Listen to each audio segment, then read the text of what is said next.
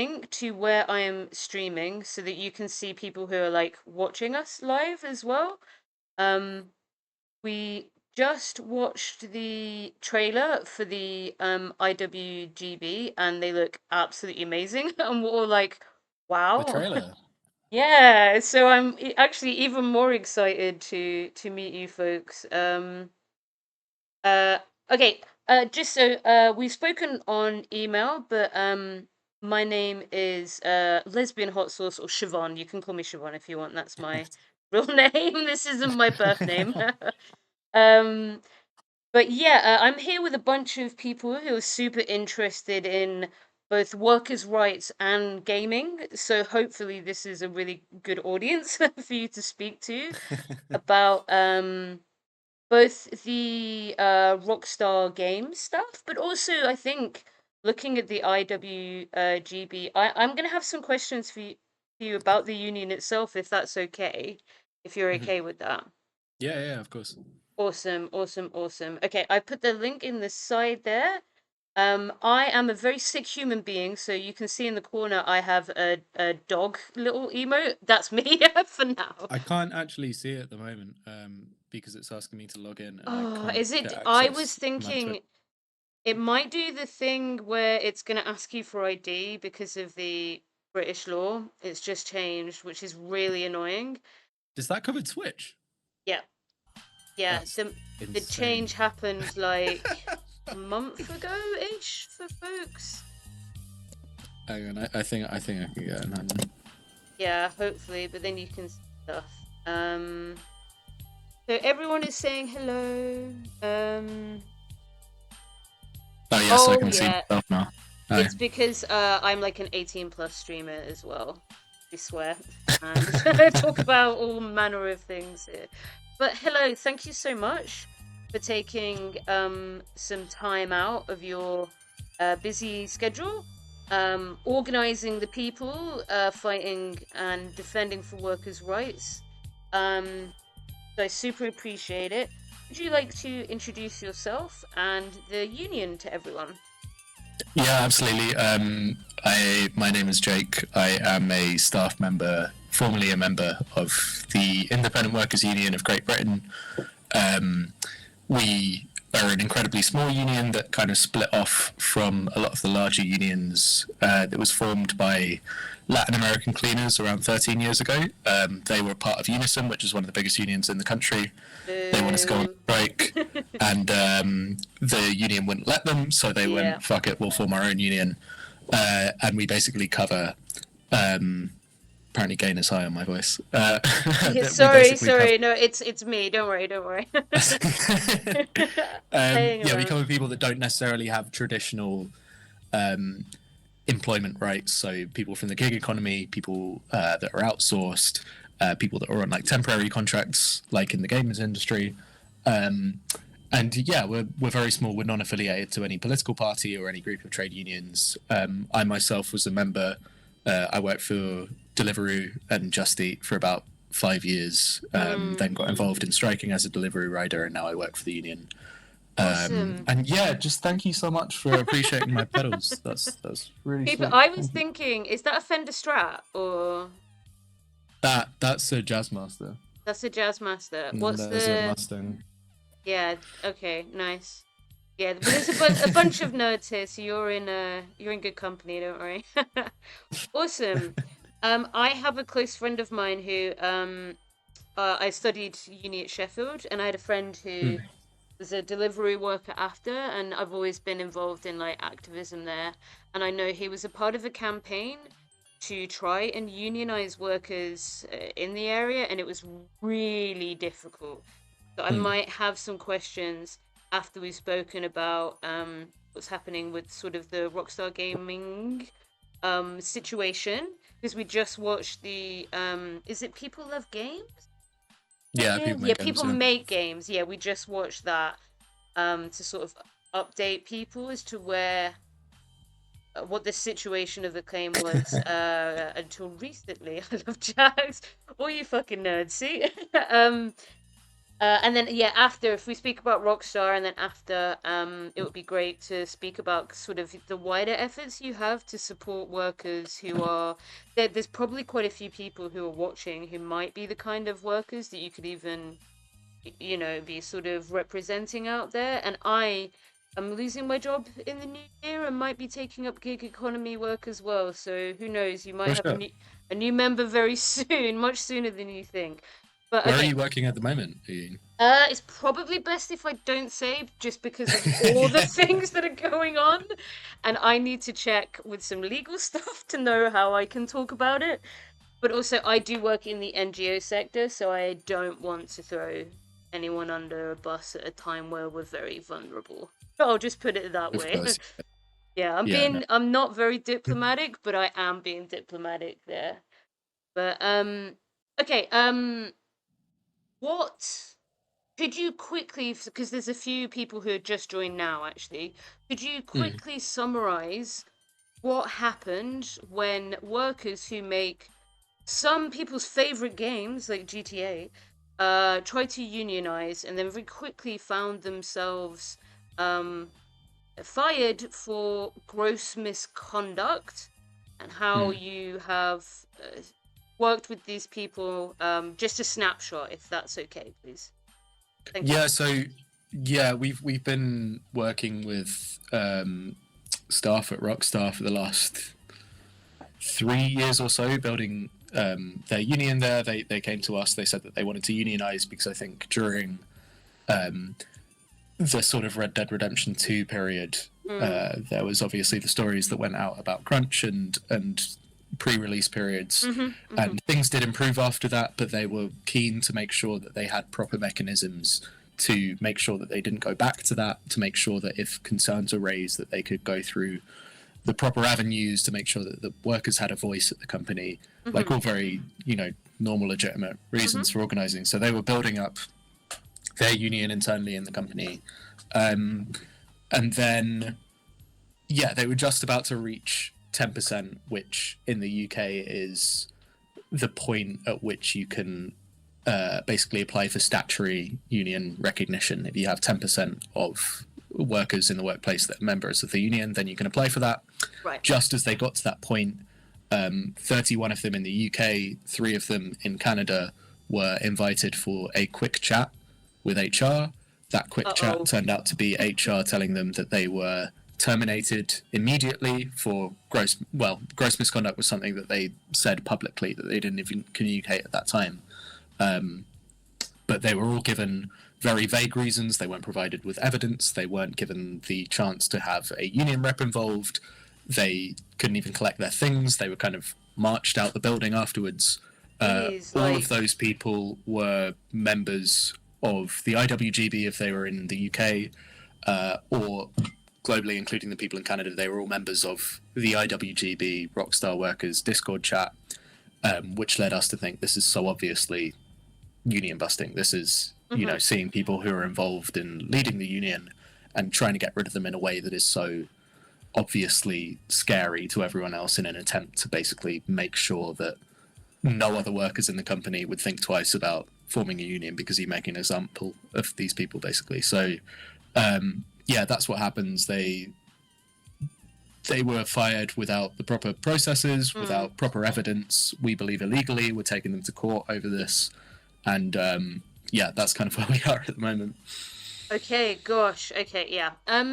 Was so I understand that the workers had a situation which they were not comfortable with, and it is, even though we have had unionization hacked as a right in this country, they still were just doing what they are legally allowed to do, which is get enough people to join a union and then try to basically bring a semi, I don't know what, you can maybe explain it better to the audience, but basically a workplace becomes like unionized at a certain level. It's like a formal kind of almost like representation, and you can start like attending things, and you can start representing people in dismissals and stuff, and you can also, it means that people there are talking to each other about why they should be unionizing as well, which is very encouraging.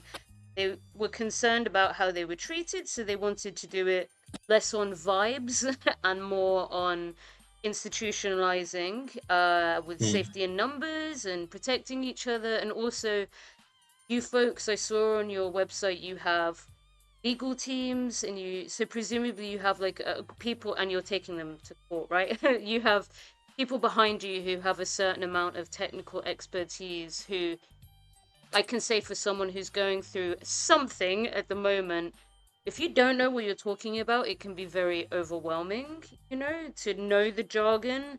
Anyone in chat who's been in a disciplinary process or had a friend who's been in one, or seen something weird at work go down and not really known what language to use, unions will have people who it's like, no, this is my job. My job is to know what people's rights are and when it's been violated, and to get that information. My first question to you is, did every member of the union get fired, or did every member of the Discord get fired? No, no, this was quite a small portion of people that were actually part of the Discord and the union. So all of them Okay. were members of the union, Yeah. but there is still a union at Rockstar, and in fact, there are more members that are part of that union now Yeah. than there were beforehand. I Which, wonder if why. their attempt was to try and strike that down, then no, this has not worked. But I think a lot of the people that were involved in this were, I think, around a third of them were part of the organising committee, so they were seen to Ah, be leaders in that sense. But no, there are many more union members that are still working at Rockstar, right. and the union's continuing to grow at that place. And I think I'd say, like, just on the recognition thing, like, recognition is a legal thing that you can pursue. Um, Different recognition agreements look different from workplace to workplace. Sometimes it can be that you have annual, quarterly discussions about pay. That you have to be consulted about certain things. Mm. Recognition for us at the IWGB has always been something that we pursue in certain places and we don't pursue in others, because it is an important thing that we should be looking at, but at the same time we recognise that a lot of the power that workers hold in the industries that we represent doesn't necessarily come from legislation, and it doesn't necessarily come from formalised agreements. Like, the union at Rockstar will exist whether there's a recognition agreement or not, and that's based on the relationships that people have. That's based on the Mm. fact that they have communication between each other and they have that Mm-hmm. solidarity. Like, they don't Nice. need a court to decide whether they Yeah. exist or not. They do exist. So I think just because we surpassed that point of 10% before all of this happened, that wasn't necessarily our goal in terms of, oh, we're going to go and we're going to do statutory recognition and then we're going to use these legal mechanisms. It was something that seemed like something that you could do, but we also acknowledge that actually unions exist outside of those frameworks quite a lot of the time, and especially in the stuff that we were talking about earlier with the gig economy and with, like, precarious outsourced workers, where it's not possible to have those recognition agreements because of the scale of the industry.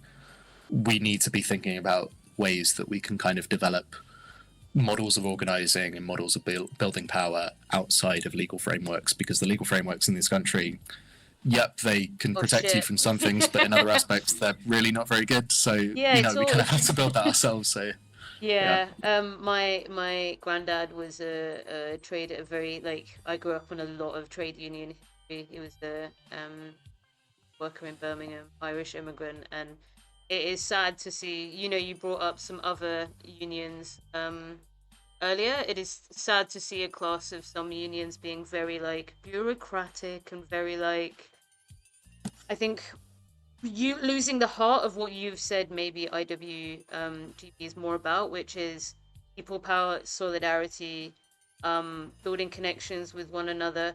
And it sounds like, I don't want to put words in your mouth, but it sounds like it's kind of, I feel deeply sorry for the workers that have been dismissed, but in the pursuit of building solidarity with people, it's made it very clear, people in Rockstar who are working, no, you do need to look after one another, because this could be you, tomorrow. So do you feel like that's a fair kind of assessment? Yeah, I think one thing that we've been saying quite a lot is that people get fired illegally and unfairly for trade union activity all the time. Like Yeah. people face victimization, they face punishment at work, losing their jobs. This happens on an individual basis, especially in the games industry. Like people get victimized quite a lot, and there is that culture of that. And even though what's happened is so egregious and so terrible, Mm. if there wasn't a union in place, and if these 31 people or 34 people, including the people in Canada, if they didn't have those means of standing together and communicating with each other, then this might have been swept under the rug as just like, oh, Rockstar are making changes to their staff and they've gotten rid of some people. But Yeah. the like Keir Starmer, a stop clock is right twice a day, like has acknowledged that this is a deeply concerning situation. Like this has gone to New York, to Toronto, to Paris. Like game developers all over the world are looking at this because the people that were fired had that infrastructure where they were like, if anything happens to us, we have each other and we have Yeah. the resources to actually fight back. And now we're able to take Rockstar to court. Now we're able to tell journalists internationally what's going on. Like that wouldn't have been possible if they were all isolated and they were atomized. They realized that their Yeah. power is actually speaking to each other and having those connections. So Right.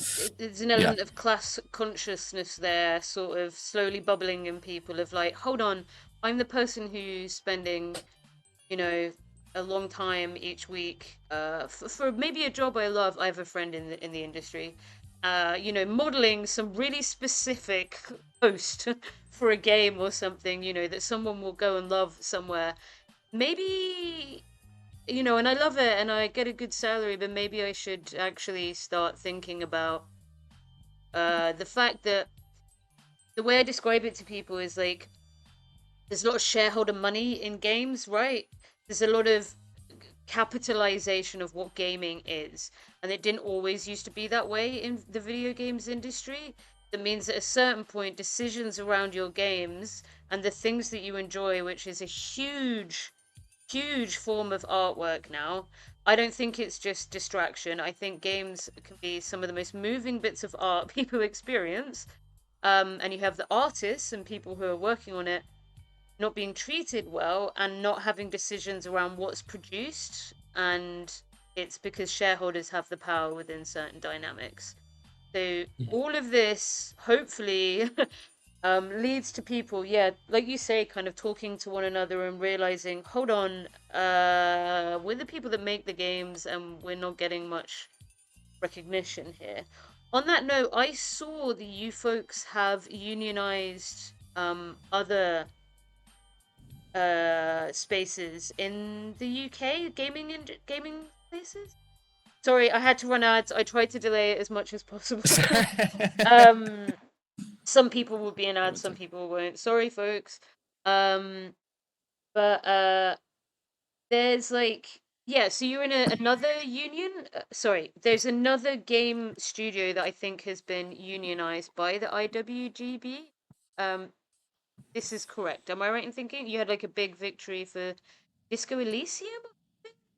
Zaum, yeah, the people that made Disco Elysium, which was the first recognition agreement in the UK for the games industry, as far as I'm aware. But the game workers branch of the IWGB has a lot of people in it.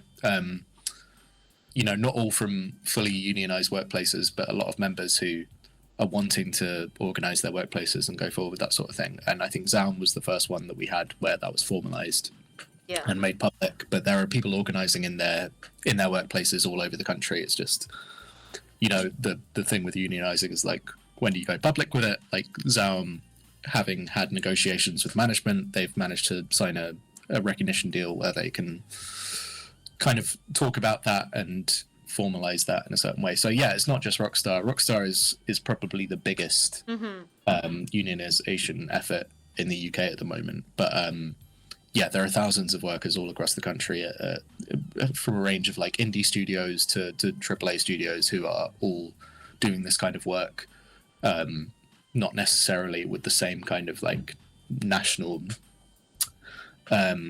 Attention. eyes on it that Rockstar is getting, but it's happening everywhere, and it's amazing, and it's happening more so because of what's happened at Rockstar. People that are in their studios not necessarily thinking about unionizing, have seen what's happening and are kind of spurred into action. And I think the really interesting thing about Rockstar as well is that the unionization effort wasn't to do with bad conditions. It was to do with conditions getting better and wanting proper processes to make sure that those conditions stay as good as they were. Like, everyone that was there loves working at Rockstar. These 31 people that were fired, they're all incredible people. They are so passionate about the work that they do. They adore the fans. They adore every day that they work, and they wanted to make sure that Rockstar is a good place to work. But if we have a union where we can have proper processes to bring up issues and to make sure that we don't slip back into old ways, that would be a way to make this workplace great. And it was all to do with the interest of making this workplace as good as it can be. And obviously the way that they've been treated is completely abhorrent, and it's strange because it seems like there's this antagonism between these workers and Rockstar, where these workers were saying Rockstar is terrible and Rockstar were going, oh no, they weren't. They're here to make the games. They're here to make GTA 6. They're here to pour their heart and soul into these things, and they love the work they're doing, and the union was a way of making that work even more efficient and even more accountable and proper, so that people can have proper democratic input into decisions that are made. And for some reason Rockstar management couldn't understand that. They felt like that was a threat, even though these are the people that make the games, that make the millions. These are the people that give them their profits. By the sounds of it, quite a nice working environment. We watched the video and people seemed genuinely really heartbroken to be leaving. It's not like we would, some, like you say, some stories of some workers is we've been treated appallingly and we need our rights defended and we need better working conditions. And that there's that struggle that's most common. This was, thrown out wanting to unionize somewhere that people were saying I've loved working here. I think probably the fact that it's around GTA 6 means that people do pay attention to this. I mean, this would be for a lot of them, well, for maybe all of them, the biggest game launch they've had in their entire career. This is absolutely massive, and a lot of it is to do with crediting and you've worked on something that is likely to be one of the biggest earning pieces of media ever. GTA 5 I think was one of the highest grossing pieces of media in history. GTA 6 is expected to surpass those records. It's something that millions and millions of people around the world really care about, that you've poured a lot of your life into, and the company that's employing you has retaliated by not letting you say goodbye to your colleagues, escorting you out the building. Some of the people there have visas that are sponsored by Rockstar that are now facing the possibility of having to leave the country. Right. So that's their entire life ripped apart then. Exactly, This decision. And their crime is apparently trying to make a structure that would make for a better workplace for everyone. So, it's an insane situation that we're in right now. Okay, you've explained quite a lot of the questions I had. Where are you folks at when it comes to the legal case? So the last thing we saw in the video was waiting for a response, I think. And that's where it left, because the video is maybe a month old and it's probably from a little bit, even this was before Chris's the People Make Games. Yes. Yeah. It's a similar situation. So the timeline at the moment is we'll have one initial hearing, which is the interim relief hearing. That's to do with, basically, I think as they described in the video, there will be a tribunal further down the line. But in the meantime, because these people are losing earnings and because, they aren't getting paid their salaries, we can have a quick interim relief hearing, which will be for the court to decide, is there a plausible case? If there is a plausible case, then we will support people up until that tribunal. Right. That's got a short hearing that will happen in Edinburgh. It's either going to happen in the next 2 weeks, or it will happen quite early in January. We still haven't been given the date, but we're expecting that to move forward quite soon. And then, if that hearing is successful, then we move on to the tribunal, which has a much longer timeline because courts in this country are slow. Yeah. Yeah. Is it by ACUS that you have to do the initial thing with, or is it under something else? No, you can engage with ACAS if the other party is willing to engage with ACAS as well, and they can act as a kind of intermediary. Right. But Rockstar haven't engaged with anything we've been doing so far. Like, we've sent quite a lot of emails asking for reasoning in certain things. They have refused to reply. It's very difficult. So ACAS is quite good for kind of negotiation kind of things, but in this case, that would go straight to the legal system. Right. Okay. Yeah. I mean, because it's a big studio, my assumption here is, put it bluntly, they're lawyering the fuck up, and I mean, if it got to that case, look, I completely understand that you will be bound by the things that you can say and the things that you can't say publicly. That's totally fine. Don't worry. Please do whatever is right for the union and right for the people that you're representing here, who we all are in support for. If it gets to a legal case, could you just explain, maybe without like the specific details, but what that kind of looks like? Like, is it, people might imagine like some kind of court drama, but is it not more trying to find the specifics of how law was broken for the rights of workers? Yeah, it's all like any of these legal cases. I think when you come into this, and I've had this with other workplaces as well, you expect it to be like very passionate, morally motivated arguments, and it ends up being quite very dry, sort of picking through very detailed things. Obviously, we don't want to prejudice any stuff about the legal case. I think we can say that we filed two claims that are basically claiming that Rockstar was engaging in blacklisting, which is when an employer would create a list of employees that were involved in a certain thing with a view to acting in a discriminatory way towards those people. And in this case, it would be a list of people that are members of a trade union or are involved in a trade union discussion, Yes. with the view of dismissing them. And then the other one is to do with unfair dismissals, and that being on the basis of trade union activity, which would be protected by Yes. Telurka, which is a law that kind of protects trade union related activity and conversations that kind of supersedes any contractual law that you might have. So those are the challenges that we're making. How it might play out, I don't know. I'm very confident personally that I know these people. I know that they haven't done anything that could resemble gross misconduct, in my view. But obviously, as you said, in these instances, it gets very lawyery. So Yeah. Like, what did you exactly mean by this word? Yeah.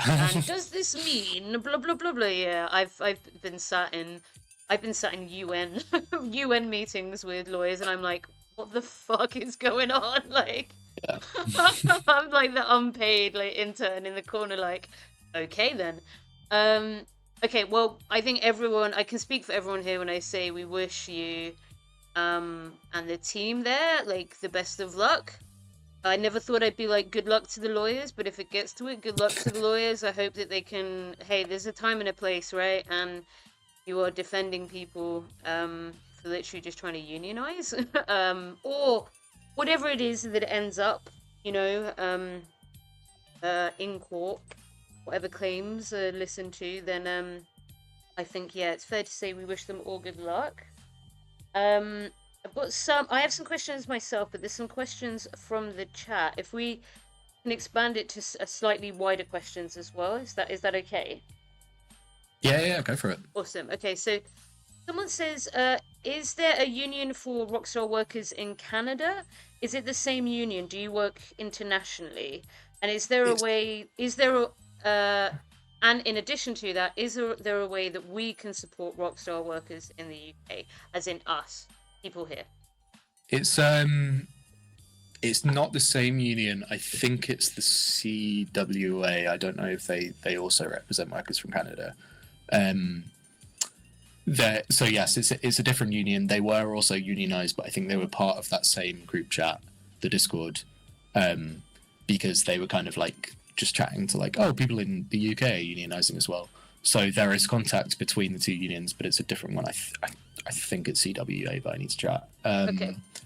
Yeah, and then in terms of supporting, there will be, if you're based in London or Edinburgh, there are protests that are happening around the Take Two and the Rockstar headquarters quite often. There is also a solidarity fund which is being used for legal fees at the moment if anyone wants to donate. And then I think as well, if you are, the best way that you can help really is like if you're a game developer or you're anyone that works in any kind of similar kind of industry, like join the union and get involved and help people kind of fight back against this thing. Is like the strength of the response is basically the strength of the union and the strength of other game developers in the sector that have decided this is a really horrible thing that's happened, and they've got together and kind of coordinated how we're responding to this thing. So if you do want to support and you do work in the games industry, join the union, get involved. Oh yeah. Safety in numbers, safety in numbers. Do people are asking, do you have the solidarity link per chance? Is it on your website? Or Yeah, give me a minute. I'm gonna. no worries, no worries. Solidarity Squad? Join the solidarity. There's a specific one for the Rockstar workers, which will just make sure that anything people donate goes towards that particular campaign and goes to these workers. Right, so yeah. Got you. 1 second. Yeah, Bluish. Gross misconduct. For those who don't know, like gross misconduct is something that is used very purposefully there. Like normally, if you're someone who works a certain amount in a place in the UK, let's say you fuck up at work or something is genuinely wrong, hypothetically, there is a process normally that you're supposed to go through with your employer, that is prevents you from being immediately fired. It's like, can we remedy the situation kind of thing, which is genuinely better for most organizations and workers. Thank you so much, Jakurti. Welcome into Twitch. I'm so sorry for making you sign up. Thanks. So, folks, there's the pinned at the top there if you want to support any of the Rockstar workers fighting unfair dismissals. There's a little solidarity fund as well. So that's awesome. Thank you so much. But yeah, gross misconduct means like you are fired immediately, basically, and it's quite severe. That's why people are like basically people got told like get the fuck out, and it's why I think in the videos that we watched of the people, I think it's in Edinburgh, right? It's traumatized. It's like one day you wake up, a job you love, you basically are told get out now. You can't say goodbye to anyone, and you've been working there for 10 years. That's genuinely like that would be such a horrible day. Like, gosh, really traumatizing. Yeah, I was trying to remember. I think they worked it out, but it was something like collectively like 220 years of experience between them all. My gosh. At that company, which is like, yeah, it's such crazy. Institutional knowledge that's being lost as well. Like, of course, yeah. Okay, so because you folks at I'm super excited to meet the IWGB. I have to say, I am going to join you folks at some point. Let me just put that. Going through your website, I was like, everything here is amazing. They seem really like they seem people who are focused on the original ethos of unionization, and I love it. I love to see it. So, because we know that you work with other people who are trying to unionize, and like you said, and I want to respect this, we can maybe not use specifics because people are in different places, and no people aren't ready to go public about anything and stuff. But in a hypothetical sort of industry for gamers and game Mm. content creators, what can unions do regarding the serial contract furlough cycle that has been abused by some studios? Supposedly, like EA, I don't know the story, that may or may not be true, but a problem of basically firing people to hire them on lesser contracts, or people who do the same thing for cheaper or something.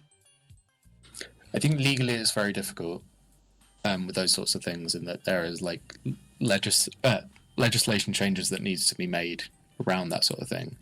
But I think a lot of the goal in sector organising, especially in the games industry, is that a lot of people are kind of floating professionals, and they'll go from place to place, and they will have things that they can bring as individuals to certain companies, and that means that there is quite often some turnover that is advantageous to companies, and that, you know, if you get rid of a certain role, then you can bring someone else in. If one person says no, someone else will say yes, because it's quite a prestigious thing to work for a certain company, or, you know, people are Yeah. obviously want to do right by their careers. And a lot of the goal of kind of organising on a sector basis that the IWGB does is that if you have density in certain sectors, then you can make it more difficult for roles to be replaceable.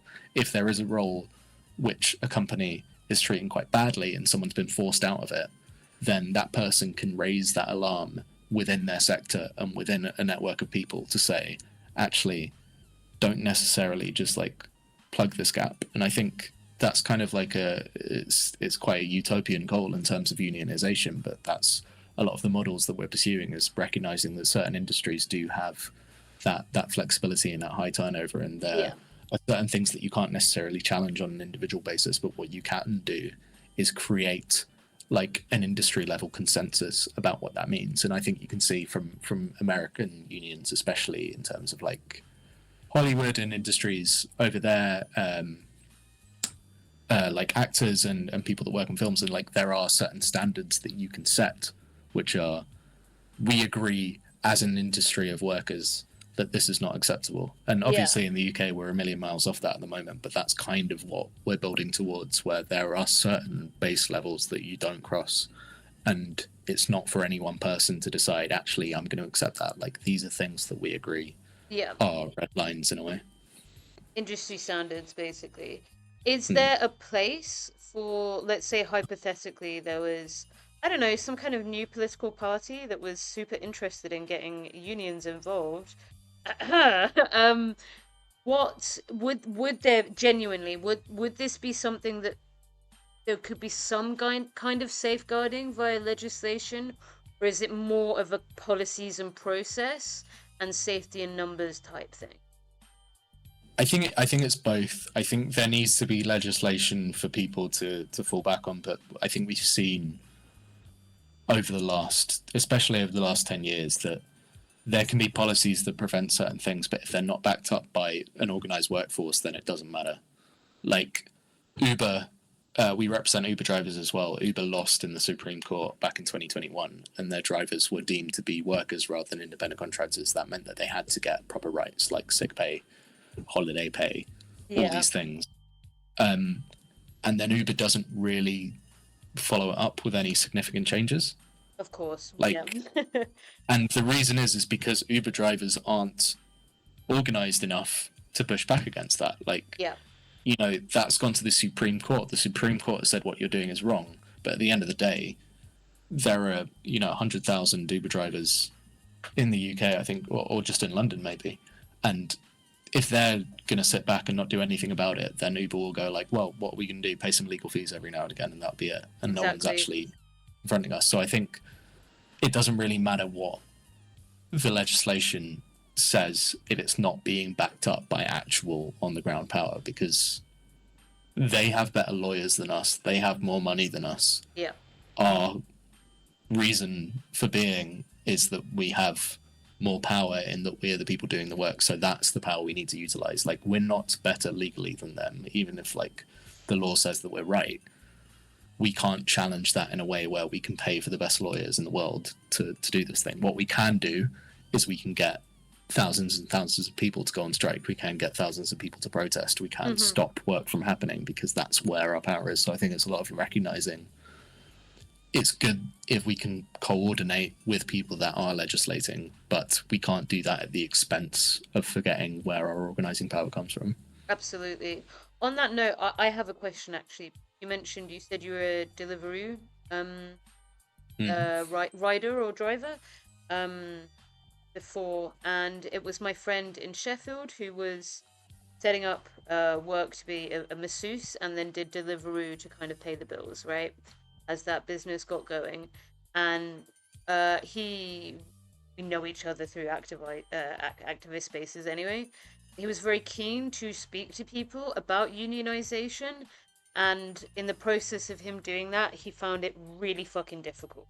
Really, really, really difficult, specifically for people who sometimes aren't even in the same space and only see each other for a second picking up food, with your delivery box. You're like, hi, hi, you pass each other.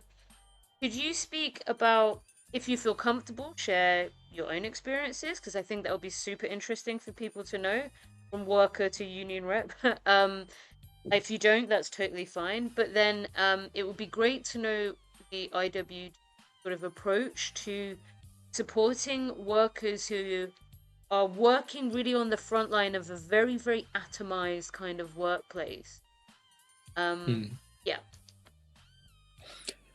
Yeah, I think for me, I didn't really think too much about it until the pandemic, and because delivery riders and other gig economy workers are classed as independent contractors and not workers, we didn't get furloughed or anything, so I was working throughout the pandemic, and Fuck I'd be yeah. going out into London, and the only people that were on the roads at that time were delivery drivers on bikes, and you'd be like masked up, gloved up. You'd be leaving groceries at someone's door and then running away and like standing on the other side of the hall, kind of thing. And I think that was a moment where I kind of thought this is a bit weird, like this situation. And there were a couple of days where I've been a member of the union for a bit, but hadn't really engaged. But there were a couple of days where I'd go out and I'd be waiting for 6 or 7 hours sitting on a bench somewhere and I wouldn't get a single order. And then you'd come back home with no money, knowing that rent was due in a bit. And like, Fuck luckily, I yeah. wasn't in a particularly precarious situation, but like recognizing that you can be in that situation where all the marketing and the stuff that you see publicly is telling you like, oh, flexibility is great, you can do it whenever, and then you're relying on that income and it can't come through. That's like an insane situation, especially if you're putting yourself at risk every day Sounds going out really there. scary as well, like stress, on top of stress. And in the Mm. context of, I remember the beginning of the pandemic, and it being like, the first thing you got was all these super intense pictures of people dying, and you're like, oh my God, like this is what the fuck is happening? We don't like to talk about it, I think, as a species at the moment, because we're all like, holy shit. Um, Mm. but it sounds like, I mean, you folks were really on the front line. So you were saying you were just sort of slowly being like, hold on, I'm very stressed. I'm not being stable.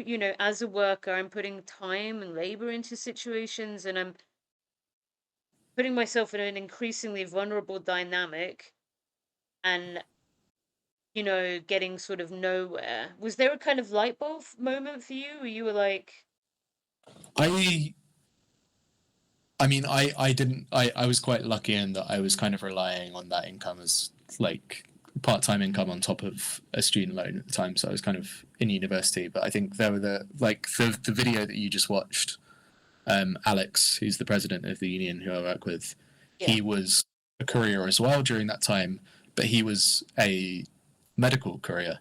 Like he was transporting COVID samples. Um, holy shit. Not like so. Yeah, he'd get into his house every night, and his family would put themselves in one room. He'd shower, you know, put all his clothes into like a bag or something, and then come out before he could speak to them. So like, I think being aware of those situations was something that made you go, okay, this is kind of strange. And I think maybe there was something that was like partially beneficial of the pandemic in that I said that the only people on the street were other couriers where I started talking to other people, and I think that's where most of this consciousness comes from. Is like when you start hearing about other people's experiences, Mm. then it becomes a systemic issue. Um, Oh my God, sorry. yeah. I kept on joking about this before, but there's a meme from the pandemic I have to show you. Hold on.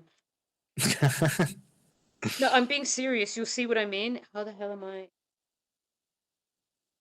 I think I'm a little bit behind on the Yeah, yeah, Twitch. yeah, yeah. Hold on. You'll be a second How the behind hell this. am I? How the fuck am I an Uh, essential worker? And it's the guy at like Baskin Robbins or something. Yeah. I before I've been like this was a this is like class consciousness and I was not even joking. Um yeah, like seriously people being like, "Wait, this is my job. Like I'm here to make consumerism and I'm on the front line of a pandemic that's really scary." Like what the hell is going on? You know? Oh shoot! Oh, we've got a raid, so there's going to be a noise that you can't hear. Hello, everyone. But I'm gonna have to pause for 1 second and mute myself. Don't worry, don't worry, don't worry. It'll only take a second. It's like there's a little noise that pops up. No, everything's fine. Don't worry. Welcome in, everyone. Thank you so much. Hello, Gremlo gang. We're a face. His face, guys, traumatized him. Oh no. I'm into this man's like being introduced to Twitch as well, and potentially why we all need to unionize in Twitch. Welcome in, folks. I'm Lesbian Hot Sauce. I'm a variety leftist streamer. We are here with a representative from the Independent Workers of Great Britain who are helping support some of the favorite, the makers of your favorite games, like GTA. And we're the VOD is going to be up, folks. We've had a pretty interesting conversation. Um, but yeah, thank you so much, Graham, as well. I super appreciate the raid. Jake here was just telling us about his experiences, kind of gaining class consciousness as a worker during the pandemic. So settle in, folks. Thank you so much for all the follows as well. And I super appreciate the raid. Thank you. Okay, sorry. There's just like a lot of things that like blast on the screen. Um, yeah, and people wouldn't have been able to hear you. Yeah, yeah, yeah, yeah, yeah. And like, yeah, you can see why my stream's like 18 plus. It's very silly. Um, but just to recap, yeah, so folks, that's great. Thank you, Anglo. Thank you, thank you.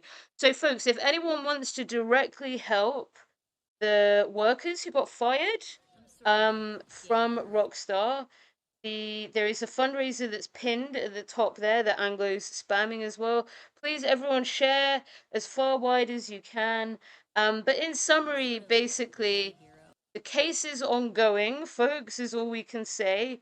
And we strongly support the workers at Rockstar and beyond because all workers everywhere deserve unionization.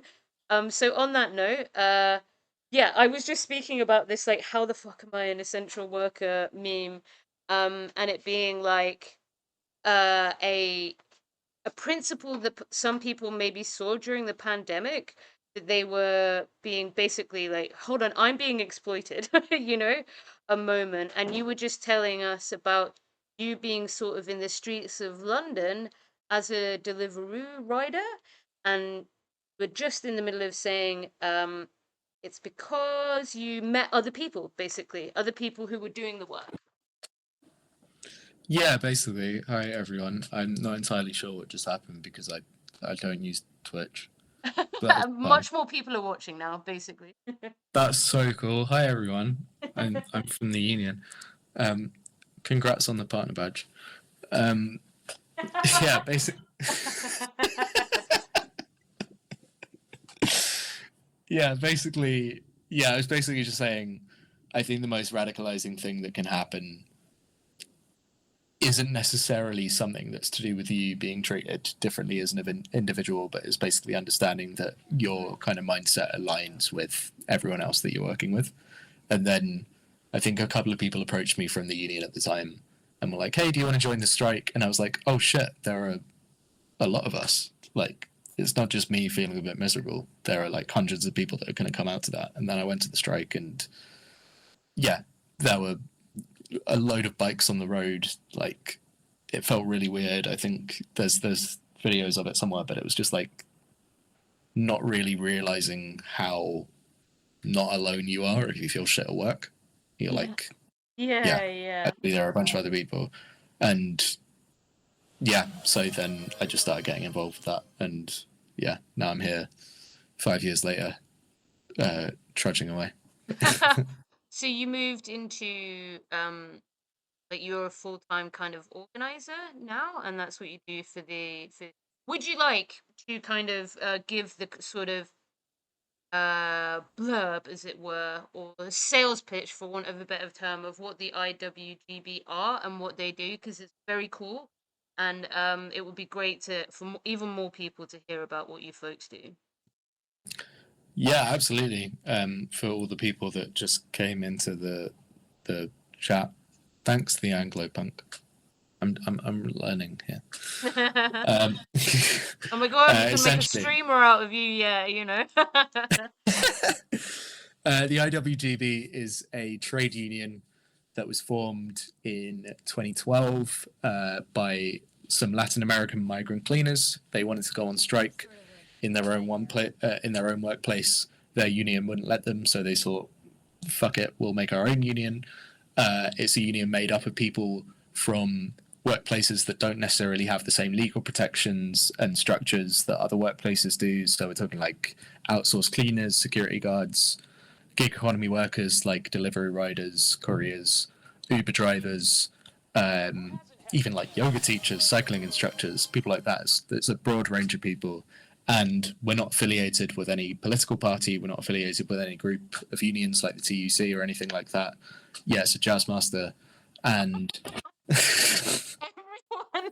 Everyone, it folks, is! listen to It's a J Maskus one. it. Right. Everyone's just vibing off the gear in the back, you know. Yeah. I used to be a musician as well and a guitarist, so I'm like, oh, like I wonder what pedals are there. But anyway. You want to have a look, actually? Yeah. Uh, oh, this one's fun. This is a Chase Bliss one, which is like a funny little Ooh. reverb. But it's got these drop switches at the back that are like kind of Ooh. fiddly, and make it really sort of ugly but kind of cool at the same time. But it's like the weirdest reverb pedal I have ever. Nice. But yeah, Very, very yeah. cool. Thanks for noticing, everyone. Yeah. Thank you so much, Mums, for the gifty as well, and welcome in everyone, and thank you for following. So yeah, that's sick as well, and in the context of what's happening in British politics, I just want to give a huge fucking shout out to the fucking immigrant workers who unionize, guys. Immigrants, for those who are in the UK, every other fucking headline is how immigrants bad. I am from an immigrant background, and my mum's an immigrant, and I'm not a racist piece of shit. So I think that this is terrible that we're having this. But then here, when we look back at the line of this, folks, it's fucking an organization that immigrants helped set up. They're trying to protect your fucking games workers, gangs. So solidarity is powerful. Let's make sure we extend it to people who are kind of on the front lines of what's happening in British politics as well. Um, if anyone wanted to join your union, how would they? You can join up on the website. I think the sectors that we represent at the moment are game workers, obviously, couriers, drivers, cleaners, security guards.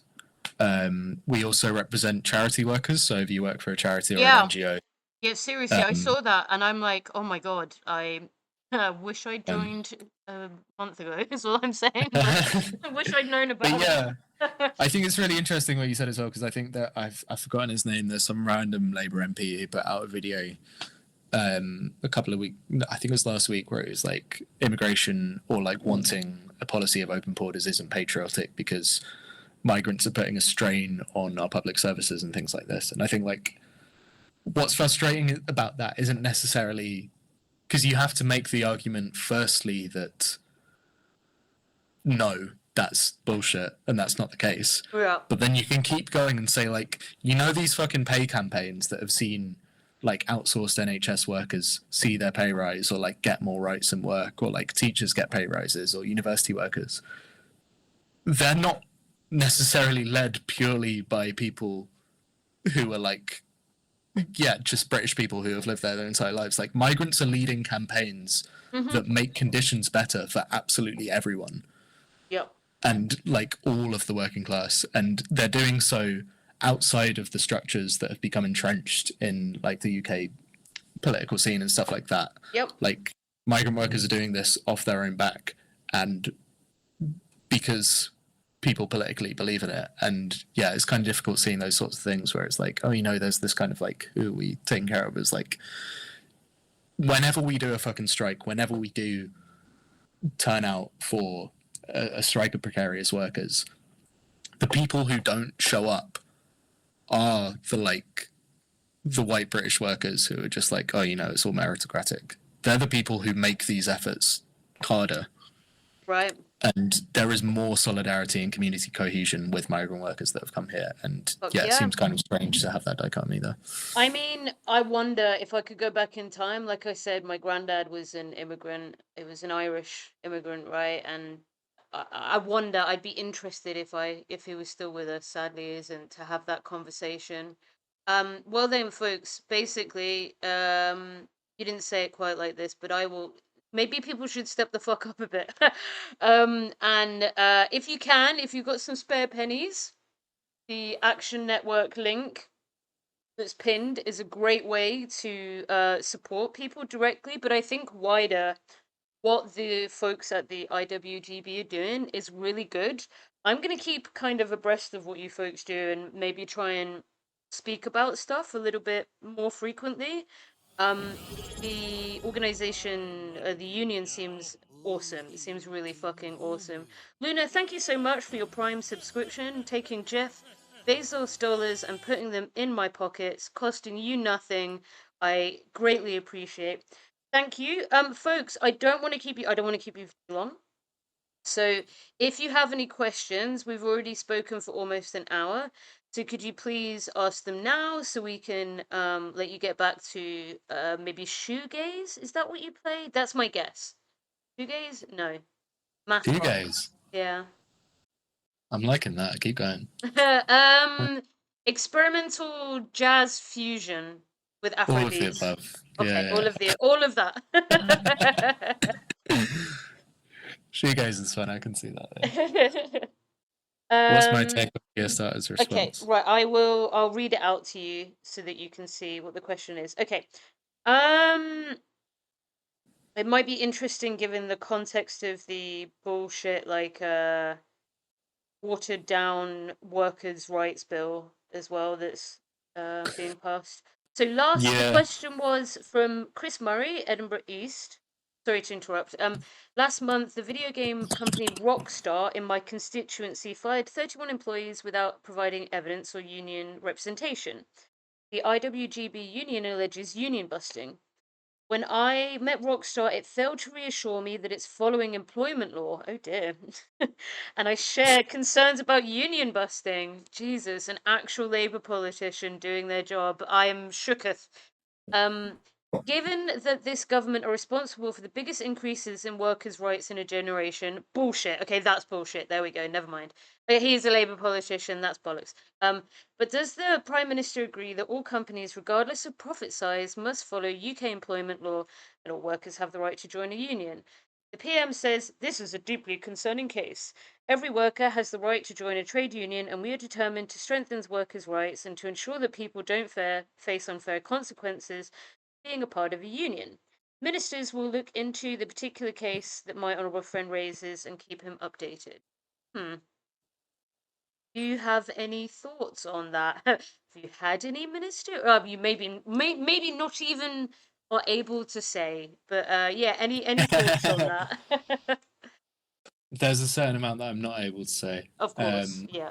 I there is political support for this, and I think just on a purely sort of my opinion level is like obviously the Prime Minister of the United Kingdom is not a great guy, but there are certain things that are lines that you can't cross, and I think Yeah. it goes to show how insane the situation that like even the guy who's saying that the BMA should like call off strike action Yep. recognizes that this is a bad thing. Like this is so beyond the pale that you can literally ask anyone what they think of this, and you're like, yeah, obviously that's fucking terrible. Yeah. Um, Yeah. Yeah. yeah, it's like, yeah, I think it's interesting to see that this is something that's kind of like crossed political boundaries. Like this isn't necessarily just like something that people on the left are really angry about or whatever. This Yeah. is something that like everyone can recognize is a complete egregious breach on people's rights. Mm. And hopefully you folks can use the momentum to kind of make the case for other workers in other industries as well. And by the looks of things, and after meeting you, yeah, all strength and solidarity to everyone in the union, in all the ranks, in all the flavors that takes. Um, it's great to meet you. I don't know if you would like to finish on anything, any final thoughts or final words. But yeah, it was so, folks. It's the Independent Workers Union of Great Britain, IWGB. Yeah, I think the only thing that I was going to say is like I've seen quite a lot of people asking in the chat about like how they can support and like if you're able to donate to the fundraiser, that's amazing. But also like the best way that you can support things like this are by unionizing your own workplace and like doing stuff yourself. I think a lot of the time when we're thinking about political things, we're like, how can I do things for situations that I'm not necessarily part of, Yeah. and not thinking about your own situation. And a lot of people are like, oh well, I don't need to unionize my workplace because it's fine. It's like we should still have that infrastructure, and like the best thing you can do to support a broader workers movement is by doing shit yourself and talking to your colleagues Mm-hmm. and joining a union yourself, and not necessarily just donating to other people where you're like, oh, their situation's worse than mine, so I can't complain. It's like, yeah, you can complain if you want. You can Yeah. you And can maybe do maybe shit maybe like your coworker has complaints and maybe they're valid. You know? yeah. Yeah. Awesome. Okay, Jake, thank you so much for your time. That's great. For anyone who's just come in, don't worry, the VOD is going up. It's just like a video. And I'm gonna put it on my YouTube as well. I can send it over to you if you like as well. Um, I'm writing it. Scarborough says they're writing a song for the IWGB and they wrote one for the union. Oh, awesome. And okay, maybe I can send a song your way. That's Yeah. very fucking cool. Awesome. Okay. Thank you so much for your time today. Everyone say thank you as well.